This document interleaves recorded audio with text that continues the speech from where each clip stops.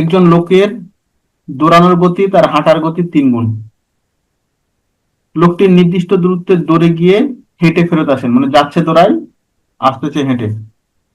তার মোট 2 ঘন্টা সময় লেগেছিল, যাওয়া আসাতে সময় গেল 2 ঘন্টা। যদি তার দৌড়ানোর গতি 9 মাইল/ঘন্টা হয় তবে দূরত্ব কত? আচ্ছা, একটু লিখে রাখি। দৌড়ানোর গতি ছিল 9 মাইল/আওয়ার।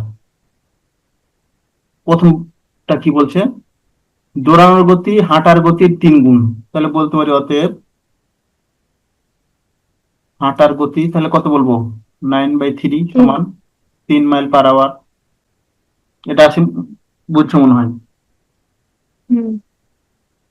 এবার আমাদের দূরত্ব বের করতে বলছে, তাহলে কি ধরি দূরত্ব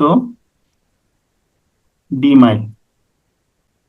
অতএব আমরা বলতে পারি যেতে সময় কত, d/, যাওয়ার সময় কি দৌড়ে গেছে, তাহলে যাইতে সময় লাগবে d/9, আসার সময় হাঁটে আসছে, সময় লাগবে d/3, টোটাল সময়টা হচ্ছে 2 ঘন্টা। অতএব ডি সমান 4.5। তাহলে উত্তর পেয়ে যাচ্ছি কত? 4.5 মাইল। এটা অ্যান্সার। একজন কৃষক 9 ঘন্টায় 61 কিলোমিটার যায়। তিনি কিছু অংশ 8 কিলোমিটার/ঘন্টা বেগে হাঁটেন, কিছু অংশ 9 কিলোমিটার/ঘন্টা বেগে সাইকেলে যান। তিনি পায়ে হেঁটে কত দূর যান? টোটাল দূরত্ব কত? 61। তিনি পায়ে হেঁটে কত দূর যান লিখি, ধরি পায়ে হেঁটে যায় x কিলোমিটার, অতএব সাইকেলে যাই, তাহলে কত হবে? 61 - x কিলোমিটার।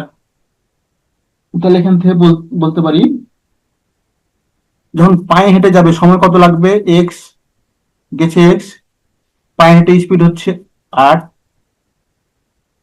প্লাস সাইকেলে যাবে কত? 61 - x, তার স্পিড ছিল 9। টোটাল সময়টা হচ্ছে তার 9 ঘন্টা। এখান থেকে ক্যালকুলেশন করলে এক্স এর সমান পেয়ে যাব 16। তাহলে পায়ে হেঁটে যান 16 কিলোমিটার, অ্যান্সার।